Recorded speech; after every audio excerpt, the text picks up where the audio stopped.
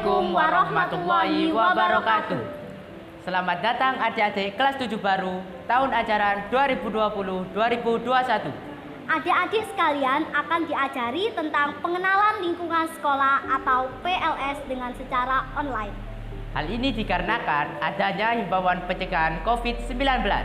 Tetap di rumah dan menjaga kesehatan, kita tidak lupa dengan semangat. Semangat pagi! Pagi, tetap semangat luar biasa, yes!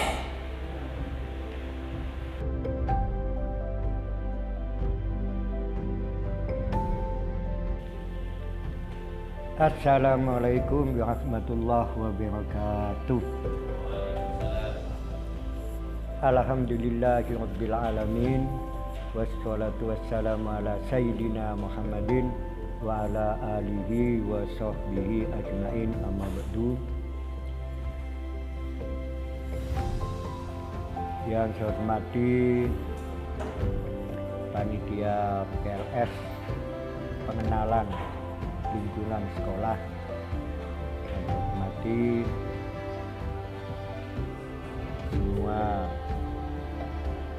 anak-anak OSIS yang membantu panitia dan anak-anakku sekalian yang saya cintai dan yang saya banggakan. Alhamdulillah, pada kesempatan kali ini kita masih dalam keadaan sehat walafiat.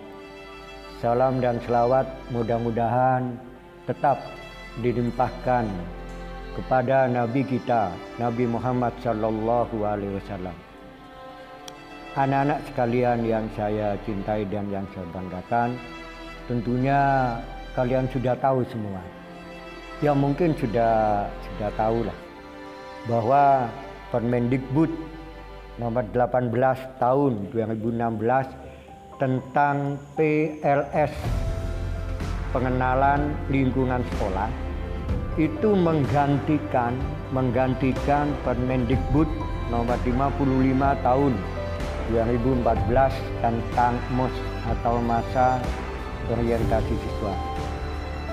Nah, anak-anakku sekalian, bahwa kalian semua nanti akan mendapatkan ya semacam diklat, semacam pengenalan lingkungan sekolah, di mana kalian akan memasuki dunia, yakni lingkungan sekolah yang baru, di mana nanti semua panitia kegiatan ini tidak ada lagi yang namanya peluncuran, yang namanya kamu dikecewakan oleh panitia, itu tidak ada. Jadi kita di dalam PLS ini ya senang-senang lah begitu. Oke ya, anak-anakku sekalian yang saya cintai, tujuan kegiatan PLS itu diantaranya satu, mengenali potensi diri peserta didik. Jadi bagaimana potensi daripada semua yang sudah masuk pada SMPN 1 Gondang Wetan.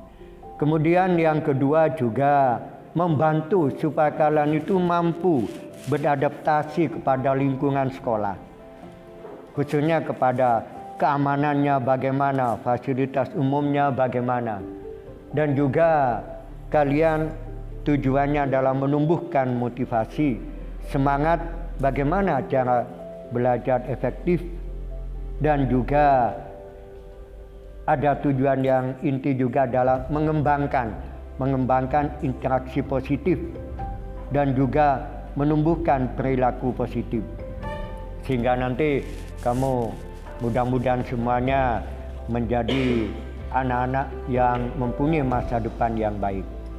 Anak-anakku sekalian, mungkin itu yang bisa saya sampaikan. Selamat kepada kalian semua dalam melaksanakan PLS. Marilah tetap semangat walaupun kita melaksanakan PLS dengan online. Semoga kita semua tetap tabah, sabar, dan sehat selalu dalam menghadapi wabah yang sedang melanda. Selalu jaga kesehatan. Semoga Allah selalu melindungi kita semua. Wallahu muwaffiq ila aqwamit thoriq. Wassalamualaikum warahmatullahi wabarakatuh.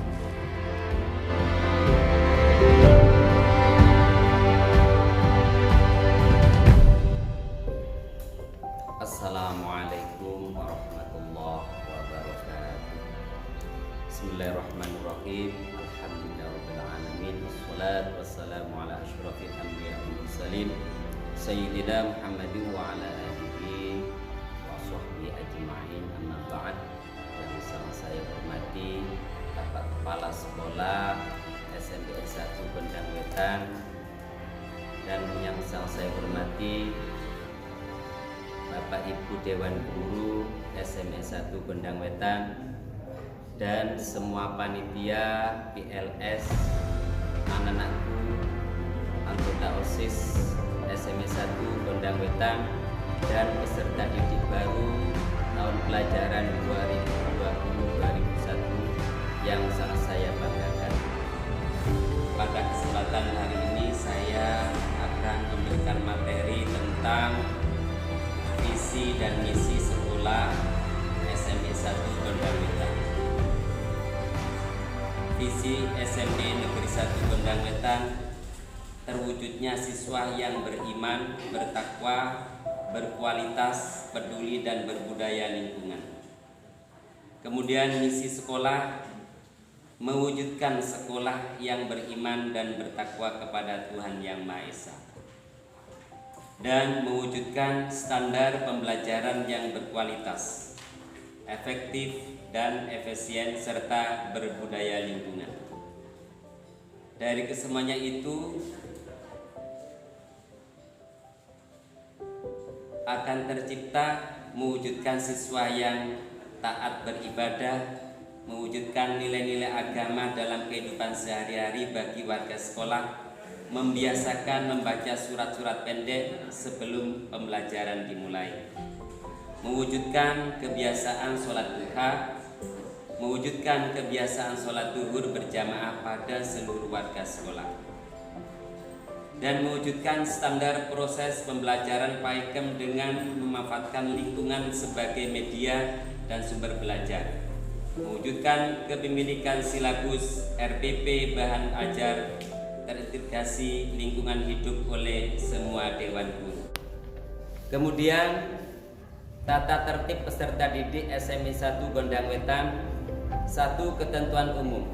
A. Tata tertib mengacu pada nilai akhlak dan kepribadian yang terdapat dalam buku rapor. B. Tata tertib dimaksudkan sebagai rambu-rambu dalam bersikap, beretika, bertingkah laku guna menunjang pembelajaran yang efektif dan menyenangkan. 2. Ketentuan khusus.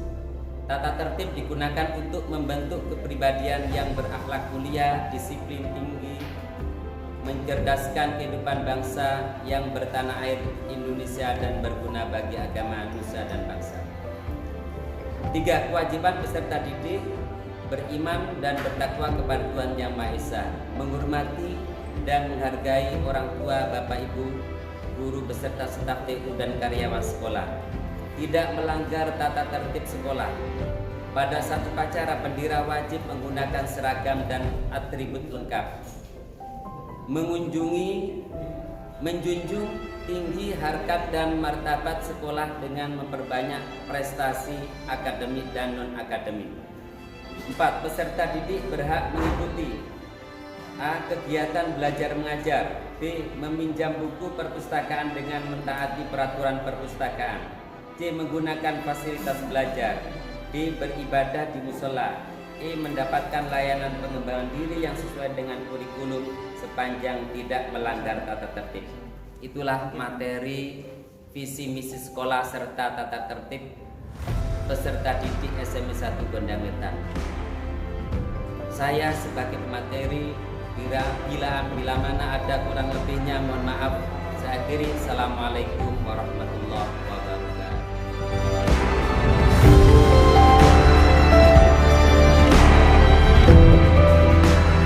Assalamualaikum warahmatullahi wabarakatuh. Apa kabar semuanya? Semoga selalu sehat, selalu dilindungi oleh Allah Subhanahu wa taala. Amin, Allahumma amin.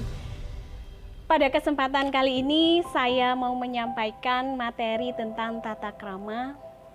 Anak-anakku yang saya cintai, sebagai generasi muda tentunya kalian harus patut berbangga hati karena sudah dilahirkan di negara Indonesia. Kenapa? Karena Indonesia terkenal sebagai negara yang ramah tamah. Maka dari itu, sejak dini kita harus menanamkan tata krama yang baik, baik itu dimulai dari lingkungan keluarga maupun lingkungan masyarakat. Tata krama sendiri yang kita ketahui dalam artian sehari-hari adalah aturan atau adab sopan santun. Tujuannya apa? Yang pertama, untuk bersikap dan berperilaku yang sesuai dengan norma yang berlaku. Tujuan yang kedua yaitu dapat memiliki sikap dan perilaku yang menumbuhkan disiplin, juga tertib. Dan yang terakhir, untuk menciptakan kerukunan serta keharmonisan sesama warga negara. Anak-anakku yang saya banggakan, untuk di SMP 1 Gondang Wetan, ada beberapa tata krama yang bisa kalian terapkan. Di antaranya, yang pertama tata krama dalam berinteraksi atau bergaul dengan warga sekolah yang ada. Yang kedua, tata krama berpakaian. Yang ketiga, tata krama belajar. Dan yang terakhir, tata krama dalam memasuki ruang-ruang yang ada di SMPN 1 Gondang Wetan. Ada ruang kepala sekolah, ada ruang guru dan tata usaha, ada ruang kelas, toilet, dan ruang-ruang lainnya. Tentunya untuk tata krama sendiri kalian sudah sering dan selalu menerapkan dalam kehidupan sehari-hari. Maka dari itu, harapan kami, kalian sebagai generasi muda untuk tetap menjaga tata krama demi terciptanya keharmonisan dan kerukunan antar sesama.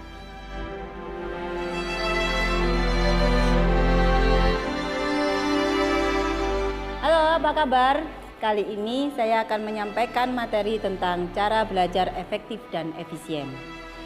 Siswa sangat dekat dengan kata-kata belajar, karena siswa wajib untuk belajar. Apakah belajar itu?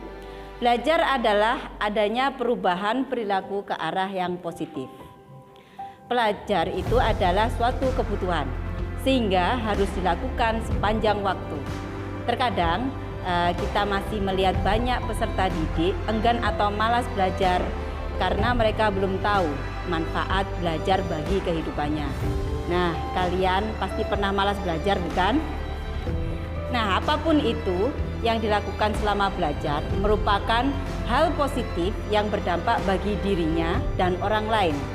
Karena itu, mari kita belajar dengan prinsip yang kokoh, sehingga setua apapun usia kita nanti, belajar tidak akan pernah berhenti. Berikut akan saya sampaikan beberapa gaya belajar yang efektif. Mungkin kalian ada salah satu yang sama dengan gaya yang saya sampaikan. Yang pertama yaitu belajar dengan kata-kata. Gaya ini biasanya bisa bermain kata-kata atau bahasa bercerita dengan temannya. Yang kedua adalah belajar dengan pertanyaan. Gaya ini bisa bermain tanya jawab dengan teman. Jadi sangat menyenangkan dan mengasihkan.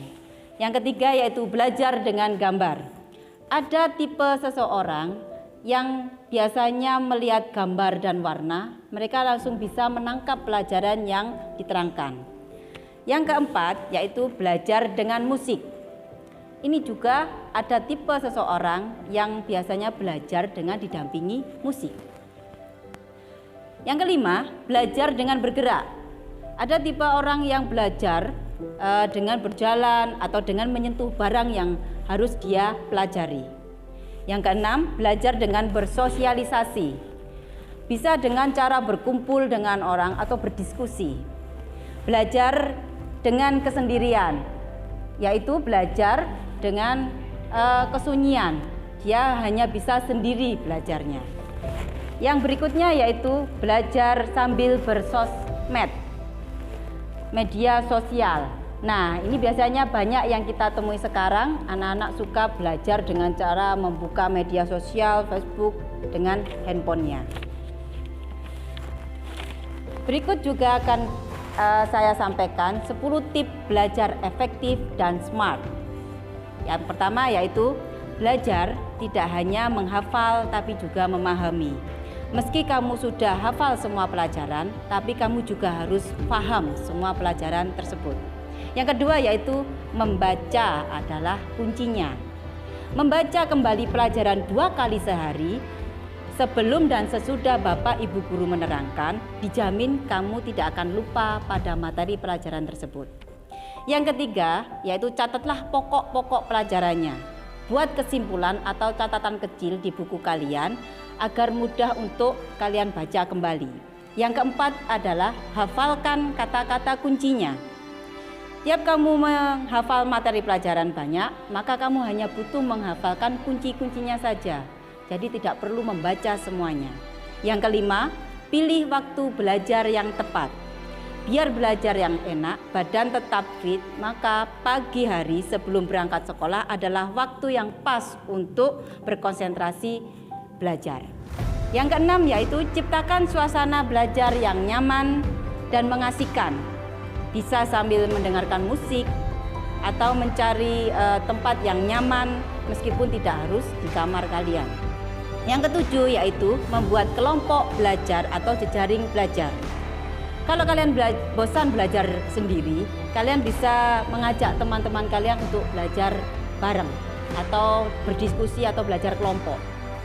Yang kedelapan yaitu belajar dengan praktek langsung.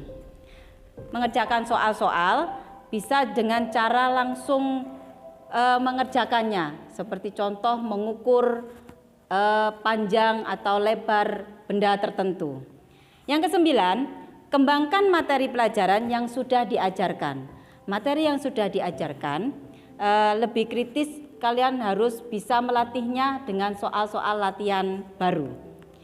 Yang terakhir yaitu belajar juga perlu istirahat. Nah, belajar kelas boleh, tapi badan dan otak kita juga butuh istirahat. Jadi kalian tetap harus semangat belajar walaupun berada di rumah. Tetap semangat untuk belajar.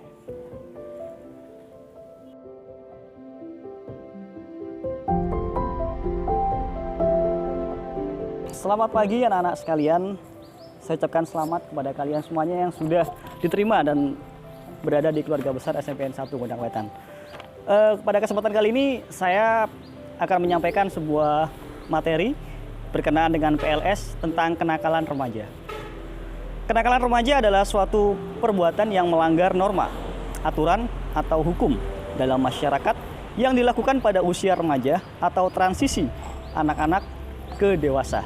Jadi pada masa ini anak-anak suka rasa ingin tahunya sangat tinggi, apalagi ketika masa-masa SMP.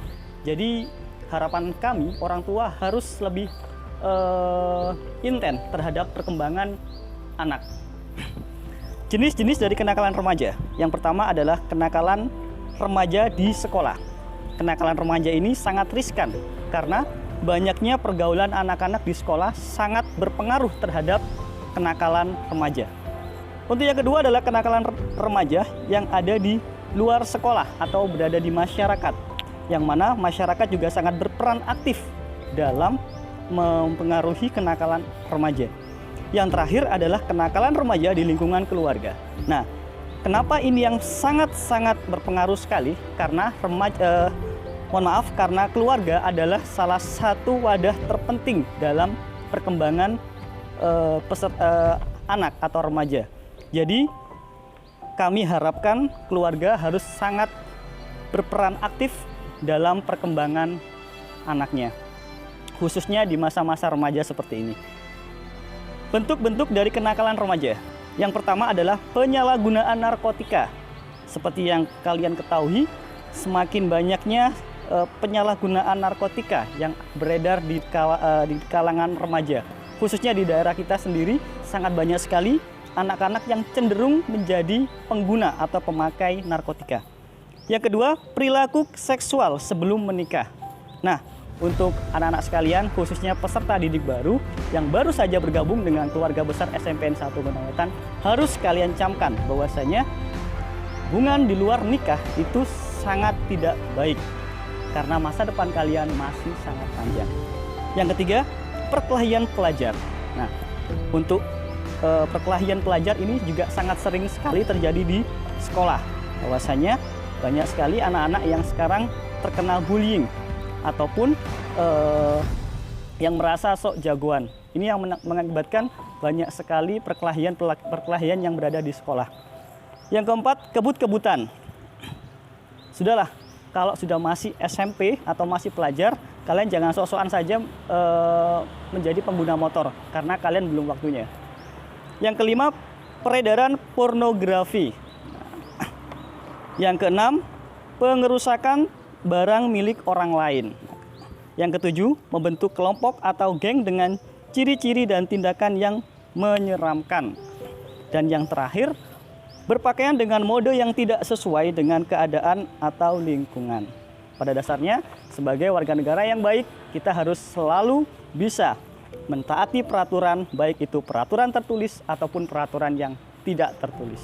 Terima kasih, mungkin itu yang bisa saya sampaikan. Semoga bisa bermanfaat bagi kalian semuanya. Terima kasih.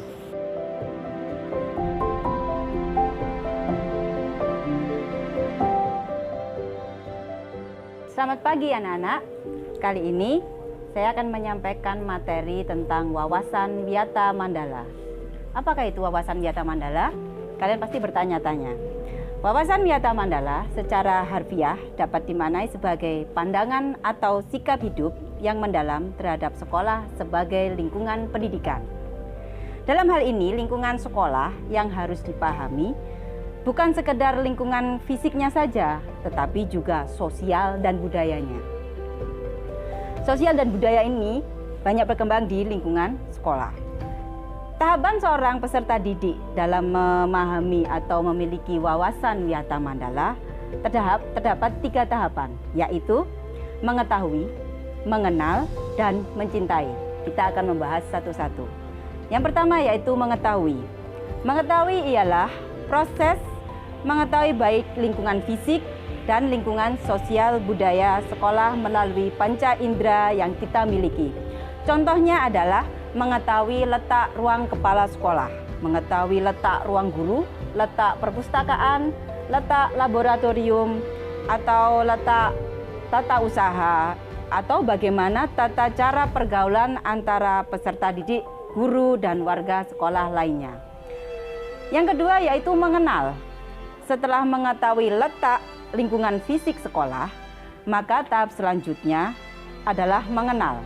Misalnya, setelah mengetahui letak perpustakaan, maka tahap selanjutnya adalah mengenali di dalam perpustakaan itu terdapat apa saja, bagaimana buku ditata, bagaimana melihat katalog, dan lain sebagainya. Atau contoh lainnya, mengenal laboratorium sekolah. Setelah mengetahui letak laboratorium sekolah, maka di dalam laboratorium tersebut terdapat apa saja dan bahan itu diletakkan di mana, serta apa fungsi dan kegunaan alat-alat di dalamnya juga harus kita ketahui. Yang ketiga yaitu mencintai. Tahap setelah mengenal adalah mencintai. Misalnya, sudah mengetahui dan mengenal perpustakaan, maka perpustakaan tersebut harus dicintai dengan memanfaatkan buku-buku yang ada di dalamnya sebaik mungkin. Serta senantiasa meningkatkan membaca buku-buku di perpustakaan. Setelah itu, tahap lingkungan sekolah telah mengetahui, mengenal fungsinya, dan mencintai sebaik mungkin, maka kita harus memanfaatkannya dan jangan merusak barang-barang tersebut. Terhadap kepala sekolah dan para guru, maka setelah mengetahui, mengenal siapa nama beliau, maka selanjutnya timbul rasa hormat dan takzim karena beliau-beliau itu adalah sebagai orang tua kita selama di sekolah.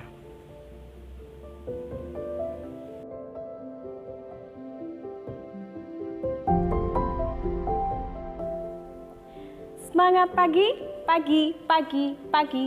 Tetap semangat, luar biasa. Yes. Pada kesempatan kali ini, di materi yang kedua, saya mau menyampaikan tentang penguatan pendidikan karakter. Selain dikenal dengan keramah tamahannya, bangsa Indonesia juga merupakan bangsa yang besar, yaitu bangsa yang memiliki karakter yang kuat. Hanya dengan karakter yang kuat dan kompetensi yang tinggi, maka jati diri bangsa menjadi kokoh, daya saing kuat, sehingga mampu menjawab segala tantangan di abad ke-21. Untuk itu, pendidikan nasional harus terfokus pada penguatan pendidikan karakter. Di sini ada 5 nilai utama karakter yang saling berkaitan, membentuk jejaring nilai yang perlu dikembangkan sebagai prioritas gerakan PPK. Yang pertama, ada religiusitas, yaitu mencerminkan keimanan kepada Tuhan Yang Maha Esa dengan cara melaksanakan ajaran dan kepercayaannya masing-masing. Yang kedua, ada nilai nasionalisme. Nasionalisme di sini adalah cara berpikir, bersikap, dan berbuat untuk kepentingan bangsa dan negara, di atas kepentingan pribadi dan golongan. Untuk nilai yang ketiga, ada nilai kemandirian, yaitu sikap dan perilaku tidak bergantung kepada orang lain. Dan yang keempat, yaitu nilai gotong royong. Nilai gotong royong di sini tercermin dari suatu tindakan menghargai semangat kerjasama dalam menyelesaikan persoalan bersama. Dan yang terakhir, ada nilai integritas. Ini juga termasuk sangat penting karena nilai ini yang mendasari perilaku dan mendasari pada upaya menjadikan diri sebagai orang yang dapat dipercaya, baik secara lisan maupun perbuatan. Itulah 5 nilai utama dari karakter pendidikan kita. Dan berikut ini ada beberapa gerakan contoh dari tepuk PPK dan juga salam PPK yang akan ditampilkan oleh kakak-kakak OSIS sekalian. Silakan disimak, dicoba, dan dipraktekkan di rumah. Terima kasih. Salam PPK. Salam cerdas, berkarakter, menyenangkan, Luar biasa. hebat, hebat, hebat, Tepuk PPK. religius, nasionalis, mandiri, gotong royong, integritas, PPK, Yes, yes, yes.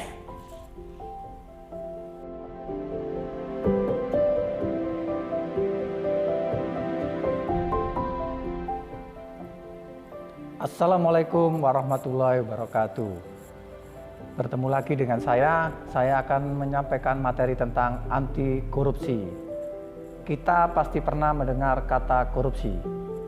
Korupsi adalah tindakan seseorang yang menyalahgunakan kepercayaan dalam suatu lembaga atau organisasi untuk mendapatkan keuntungan pribadi.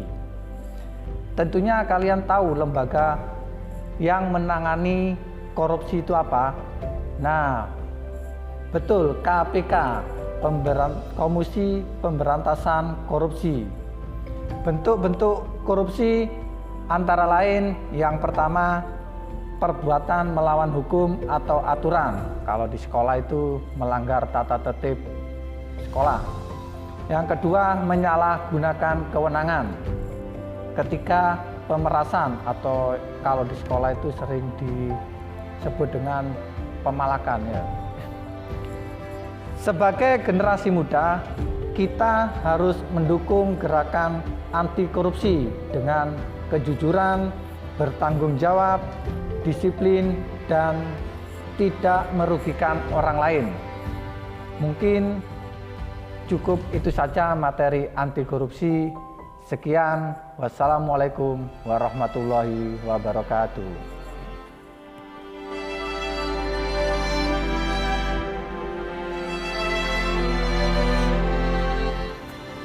Baik anak-anak sekalian, masih bersama saya tentunya di kegiatan PLS.